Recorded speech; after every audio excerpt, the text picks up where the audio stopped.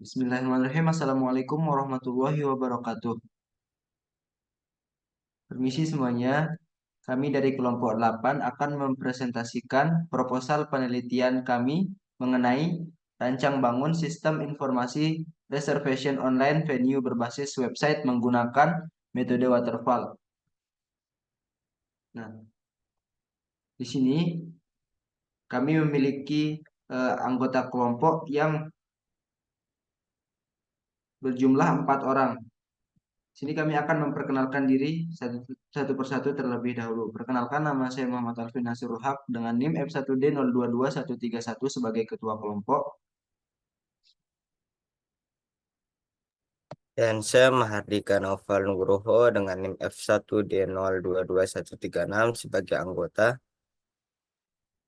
Dan saya Rizpanda Odia Rahman dengan NIM F1D022157 sebagai anggota. Saya Roni Chandra Saragi dengan NIM F1D0223100014 sebagai anggota. Baik, terima kasih teman-teman telah memperkenalkan dirinya. Selanjutnya, untuk mempersingkat waktu, saya langsung saja untuk membahas isi dari proposal kami ini, proposal penelitian yang berjudul Rancang Bangun Sistem Informasi Reservation Online Venue Berbasis Website Menggunakan Metode Waterfall.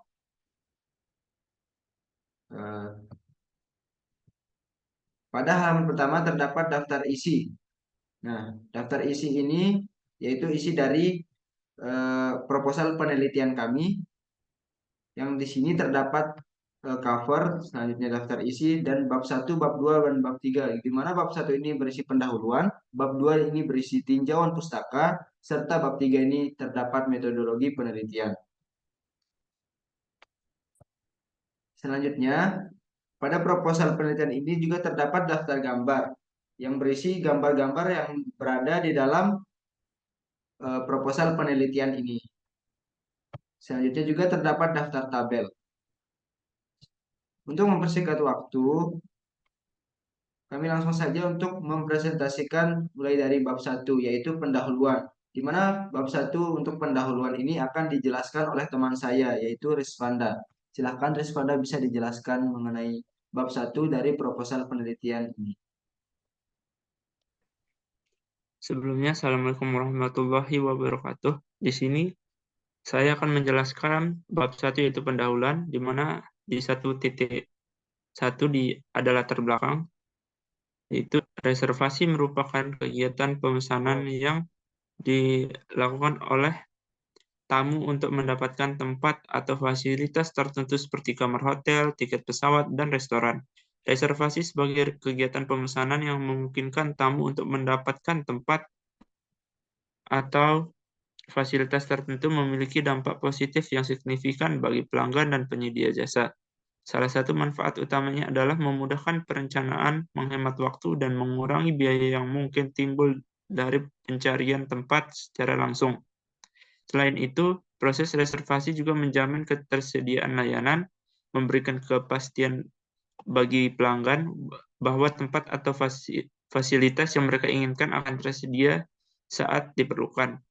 Namun, seperti halnya dengan kegiatan bisnis lainnya, reservasi juga menimbulkan beberapa tantangan dan permasalahan. Penelitian terdahulu yang dilakukan oleh Julian Chandrawe dengan judul Rancangan Bangun Aplikasi Penyewaan Venue Tempat Event Online di PT Bandung Era Sentra Talenta dengan menggunakan metode Extreme Programming serta memiliki modul. Sedangkan keunggulan pada penelitian ini menggunakan metode pengembangan prototipe dan menggunakan bahasa pemrograman PHP. Dan metode yang digunakan yaitu metodologi berorientasi objek dan memiliki modul yang berbeda seperti promosi, pendaftaran, penyewaan, pembayaran, dan jadwal reservasi, di mana dapat mempermudah proses bisnis penyewaan event yang ada, serta mempermudah bagi bagian operasional untuk melihat daftar jadwal dan mengelola penyewaan yang dilakukan penyewa. Karena itu diperlukan solusi yang efektif dalam mengatasi permasalahan ini dan menjaga kelancaran operasional. Sebagai solusi terhadap permasalahan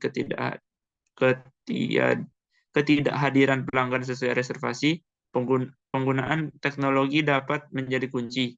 Implementasi sistem konfirmasi atau pembayaran di muka dapat membantu mengurangi risiko ketidakhadiran, karena pelanggan akan lebih cenderung untuk mematuhi reservasi mereka setelah melakukan pembayaran atau konfirmasi.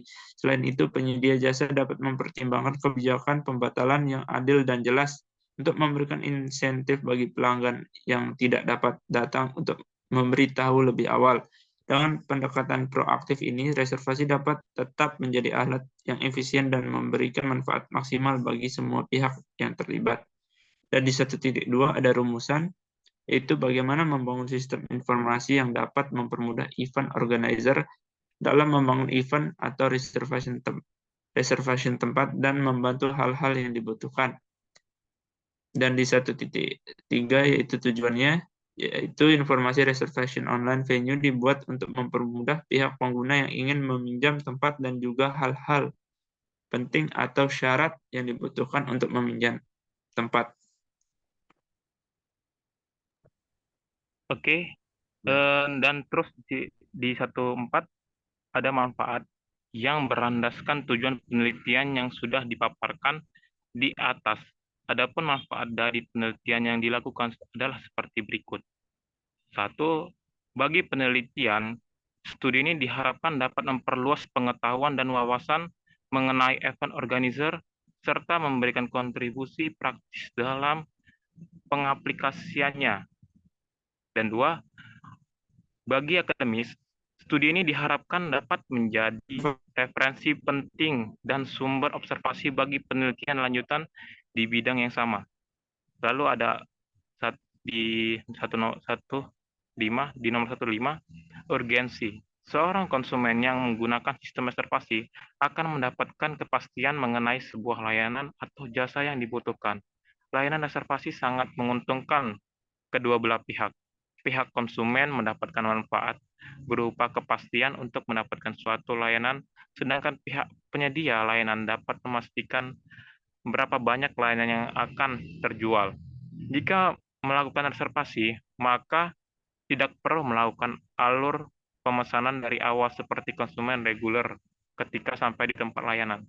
Hal ini dikarenakan telah melakukan registrasi data pada saat reservasi. Dengan demikian, ketika tiba di tempat layanan atau jasa, hanya perlu melakukan validasi data yang sesuai dengan pesanan.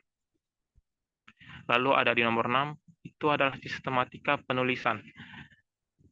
Skripsi ini merupakan salah satu tugas yang kami peroleh syarat untuk menyelesaikan tugas riset teknologi.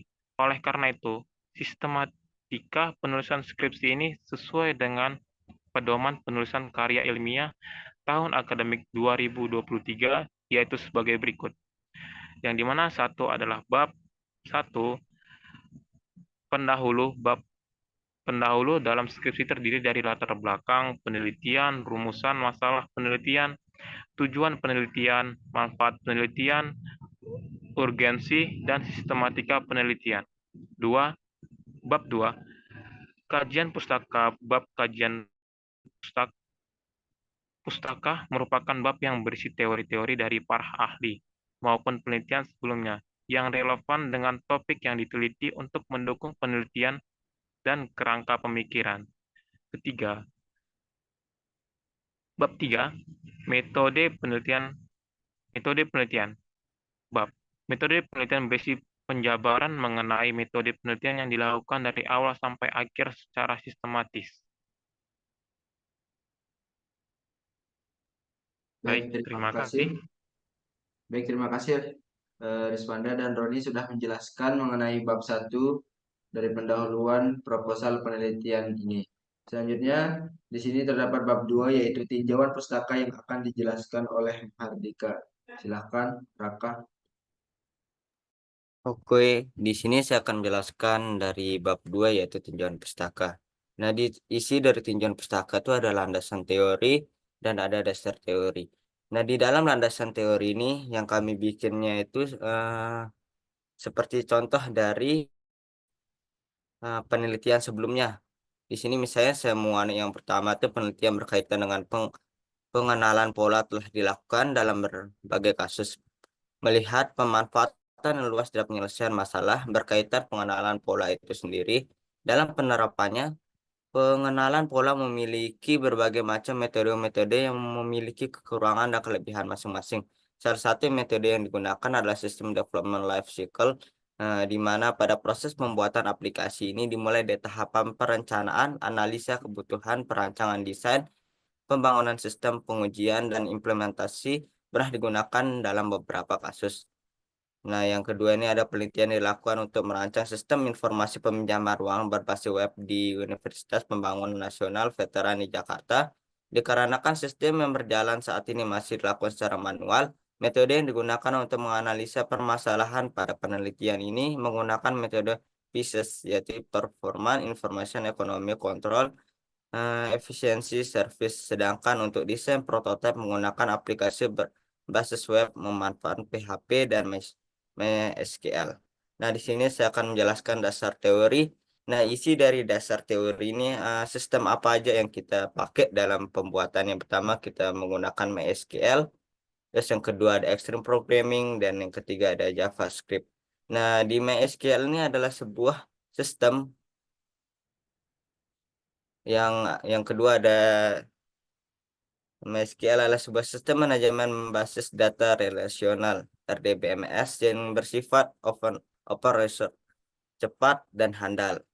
Nah, yang kedua ada Extreme Programming, adalah sebuah metode yang mengembangkan perangkat lunak yang bertujuan untuk meningkatkan kualitas perangkat lunak dan respon terhadap perubahan kebutuhan pelanggan. Yang ketiga ada JavaScript, adalah bahasa pemrograman tingkat tinggi yang digunakan untuk memberikan interaktivitas dalam halaman web, merupakan bagian integral dari pengembangan web modern, memungkinkan penggunaan interaktivitas dan pembaruan dinamis pada halaman web tanpa perlu mereload halaman. Mungkin itu yang saya jelaskan untuk bab pendahuluan. Baik, terima kasih Raka sudah menjelaskan bab 2 mengenai pendahuluan tinjauan pustaka. Selanjutnya, di sini saya akan menjelaskan mengenai bab 3, yaitu metodologi penelitian dari proposal penelitian yang kami susun ini. Di bab 3 terdapat metodologi penelitian, yaitu yang pertama terdapat requirement analysis, yaitu kebutuhan dari analisis kebutuhan dari kita merancang sistem ini, apa saja yang dibutuhkan, yaitu pertama itu terdapat alat dan bahan. Nah, di sini alat dan bahannya itu dibagi menjadi 3, yaitu hardware dan software. Itu alatnya dibagi menjadi 2, itu perangkat keras dan perangkat lunak, di mana perangkat keras atau hardware ini yaitu kita membutuhkan server untuk menghosting aplikasi dan database-nya. Selanjutnya kita butuh komputer atau server untuk pengembangan dan pengujiannya. Selanjutnya terdapat perangkat penyimpanan untuk cadangan datanya, untuk nge-backup datanya nanti. Selanjutnya software yang dibutuhkan dalam merancang sistem ini yaitu pertama sistem operasi server atau Linux atau server hosting. Selanjutnya terdapat platform pengembangan JavaScript. Selanjutnya ada DBMS atau Database Management System menggunakan MySQL. Selanjutnya framework pengembangan web menggunakan Django. Selanjutnya ada sistem manajemen versi menggunakan Git, alat pengujian selanjutnya alat untuk membuat desain yaitu Figma dan Draw.io. Nah, di sini ketiga terdapat bagian C ini, yaitu mengenai bahan. Apa saja bahan yang dibutuhkan dalam mengembangkan sistem ini atau website ini. Yang pertama mengenai bahannya itu mengenai informasi lengkap mengenai tempat atau venue tersebut. Yang pertama terdapat daftar fasilitasnya, harga sewa, dan informasi lokasi setiap tempat di Kota Mataram. Itu yang diperlukan sebagai bahan untuk menyusun sistem ini. Selanjutnya terdapat data historis reservasi dan jadwal kegiatan yang ada di Kota Mataram. Nah, itu mencakup histori atau seperti testimoni-testimoni yang telah dipesan oleh IO yang luar. Selanjutnya ketiga ada nama, nomor telepon, alamat, terus email dan informasi kontak lainnya pada sebuah venue yang ada di Kota Mataram. Nah, itu kita kumpulkan menjadi bahan eh, itu yang menjadi bahan di dalam sistem ini. Fakta-fakta yang tadi. Setelah menganalisis kebutuhan, selanjutnya kita menuju pada desain. Di mana desain ini dari sistem ini terdapat yang awalnya yaitu mengenai arsitektur dari sistem ini. Nah, di mana arsitektur dari sistem ini yaitu extreme programming itu adalah suatu model yang termasuk dalam pendekatan agile yang diperkenalkan oleh Ken Beck. Nah, ini penjelasan mengenai extreme programming. Nah, dan selanjutnya terdapat use case dari sistem ini, yaitu seperti gambar 3.2 ini, terdapat use case. Yang use case itu kan terdiri dari ada aktornya, aktor utamanya. Eh, nah, di mana di sini terdapat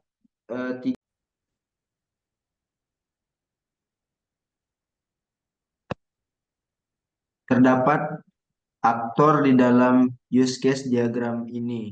Yang pertama, aktor utamanya itu yaitu peminjam atau yang disebut dengan umumnya itu event organizer atau IO yang menjadi peminjam dari venue. Nah, selanjutnya terdapat aktor yang kedua itu eh, pemilik atau provider yang pemilik venue-nya. Itu yang menjadi aktor yang kedua.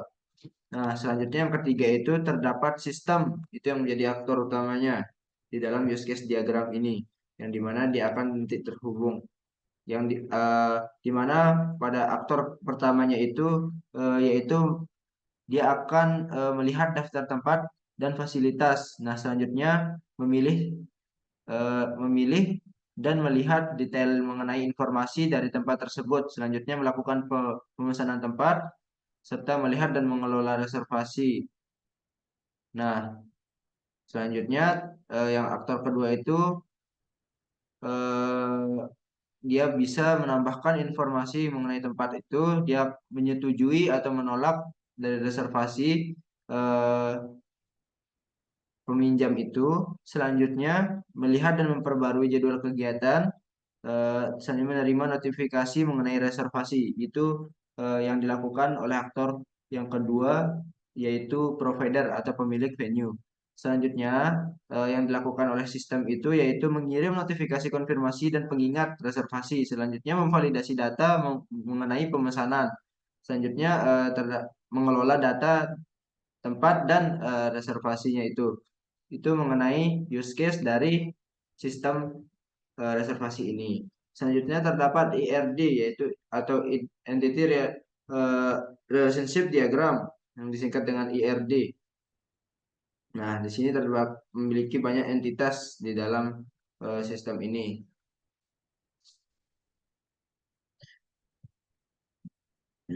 Nah, website ini kami beri nama dengan Edoroli.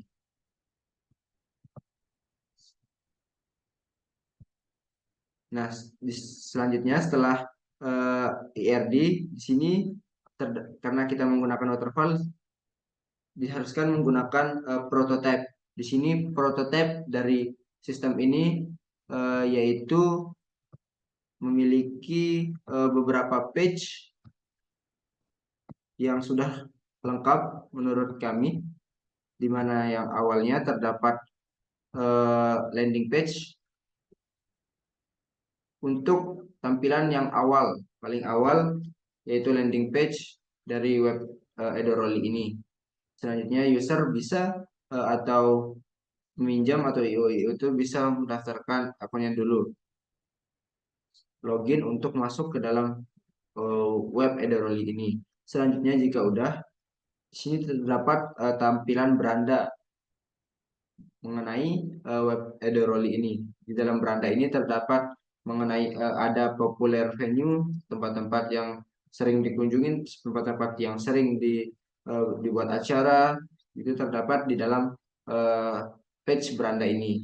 Selanjutnya terdapat tata cara memesan venue. Nah, di sini sudah dijelaskan terdapat 4 cara, 4 langkah gitu. Selanjutnya pada bagian paling bawah ini ada event atau berita mengenai event-event yang telah diselenggarakan. Seperti contoh misalnya event bola, event futsal, event e-sport, event turnamen, dan lain sebagainya.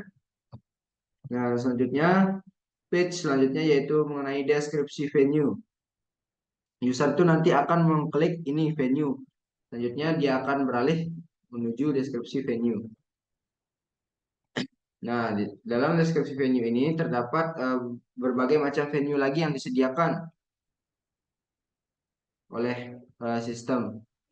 Nah, di sini user akan mengklik venue yang mana yang ia butuhkan sesuai dengan event yang akan diselenggarakannya.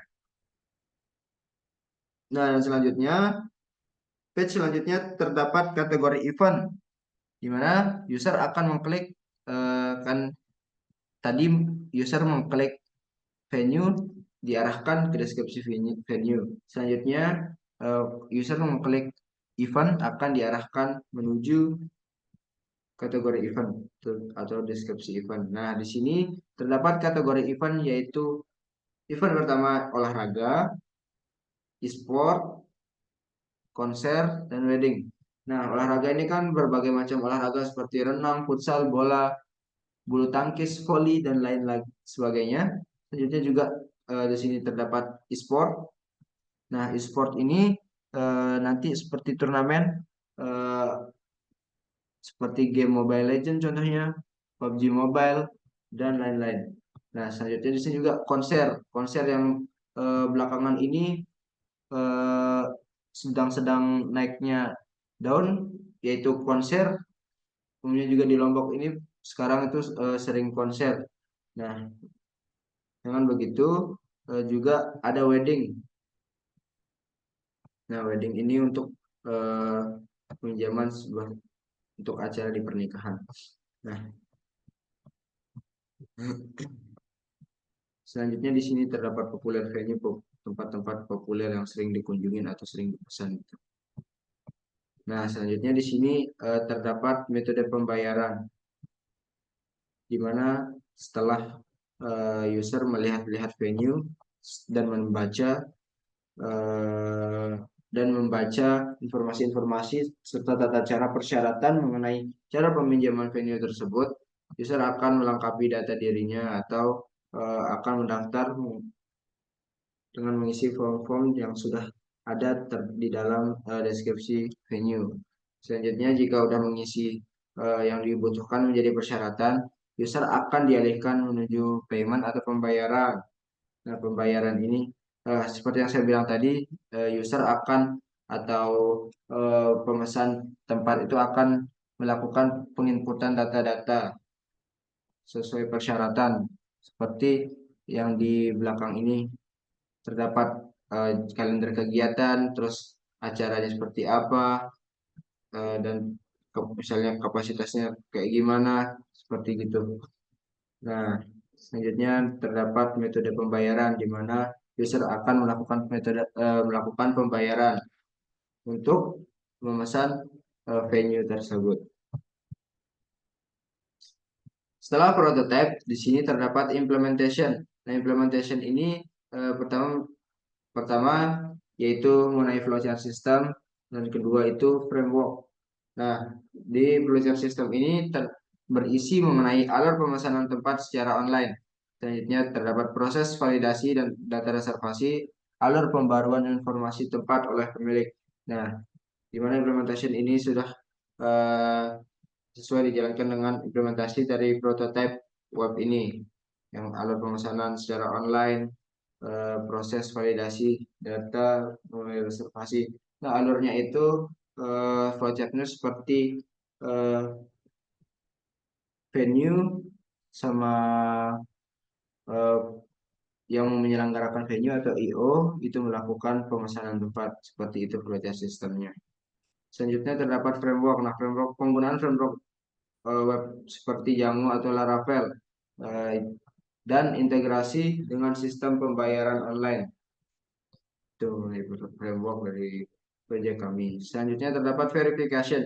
Nah, verification ini kami menggunakan black box, terus MOS, dan selanjutnya ada UAT, yaitu atau user asset testing. Di mana black box ini berisi pemetaan eksplorasi. Jadi pemetaan eksplorasi di tempat mana saja yang dia akan kunjungi, dia lihat, dia akan pesan gitu. Pemetaan eksplorasi selanjutnya, uji batasan mengenai validasi informasi yang disediakan. Nah, di sini akan diuji verifikasi menggunakan black box ini. Selanjutnya terdapat main opinion score atau disingkat dengan MOS, yaitu mengenai pertama subjektif testing untuk survei menilai pengalaman. Selanjutnya uji kategori mutlak untuk penilaian skala tertentu. Nah, selanjutnya terdapat user acceptance testing atau disingkat dengan UAT, yaitu pengujian fungsionalitas pemesanan dan pembatalan reservasi. Selanjutnya terdapat pengujian integrasi dengan sistem notifikasi dan pengujian keamanan aplikasi. Setelah verification, selanjutnya maintenance yang artinya akan memperbarui, mengupdate gitu. Maintenance. Nah, maintenance ini pertama terdapat bug fix, yaitu membantu monitoring dan penanganan bug secara berkala. Ini terdapat sistem pelaporan bug oleh pengguna. Nah, selanjutnya terdapat update, yaitu untuk pembaruan rutin untuk meningkatkan fungsionalitas. Selanjutnya pertambahan fitur berdasarkan umpan balik pengguna. Nah, pada 3.6 terdapat jadwal kegiatan, yaitu pertama persiapan. Persiapan ini penanggung jawabnya saya sendiri, yaitu Ahmad Nasirul Haq. Selanjutnya terdapat analisis kebutuhan yang ditanggung jawab oleh Mahardika Novel Nugroho. Selanjutnya ada desain. Nah, desain ini saya juga sendiri yang pegang. Selanjutnya implementasi ini dipegang oleh Mahardika Novel Nugroho juga. Dan selanjutnya terdapat verifikasi. Nah, verifikasi ini ditanggung jawab oleh Respanda. Selanjutnya maintenance, yaitu dipegang oleh Roni, tanggung jawabnya maintenance. Nah, selanjutnya terdapat RAB atau rancangan anggaran biaya dalam menyusun atau mengembangkan website ini, sistem ini gitu. Yang pertama itu terdapat keperluan yang dibutuhkan sebesar 1 juta rupiah. Selanjutnya sewa dan jasa sebesar 1.500.000. Selanjutnya terdapat transportasi yang nominalnya 1 juta dan lain-lain nominalnya 500.000. Sehingga jika dijumlahin totalnya itu yaitu 4 juta.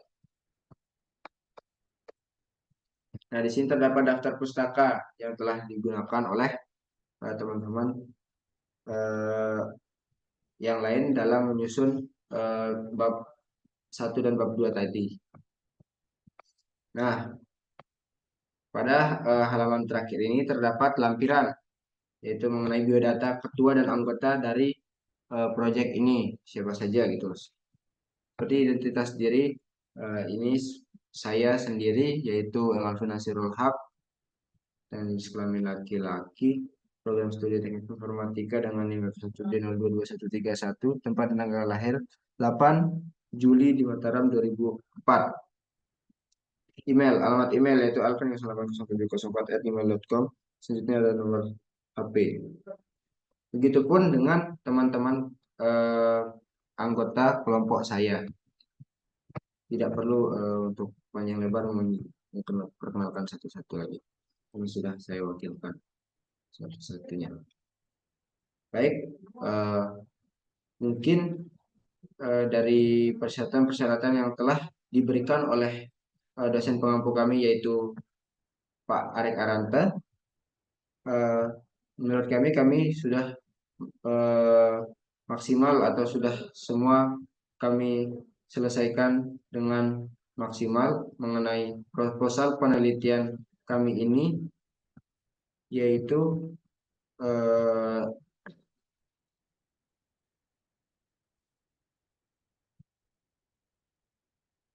rancang bangun sistem informasi reservation online venue berbasis website menggunakan metode waterfall. Mungkin demikian yang bisa kami sampaikan mengenai proyek atau proposal penelitian dari proyek rancang bangun sistem informasi reservation online venue berbasis website menggunakan metode waterfall.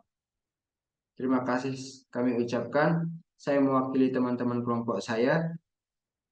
Mohon maaf apabila ada kekurangan dan kesalahan dalam penyampaian sebuah presentasi dari proposal penelitian kami ini. Saya tutup. Alhamdulillahirrahmanirrahim. Terima kasih teman-teman semuanya yang sudah eh, hadir dalam mempresentasikan proposal penelitian ini. Saya ucapkan terima kasih banyak. Wabillahi taufiq wal hidayah. Assalamualaikum warahmatullahi wabarakatuh.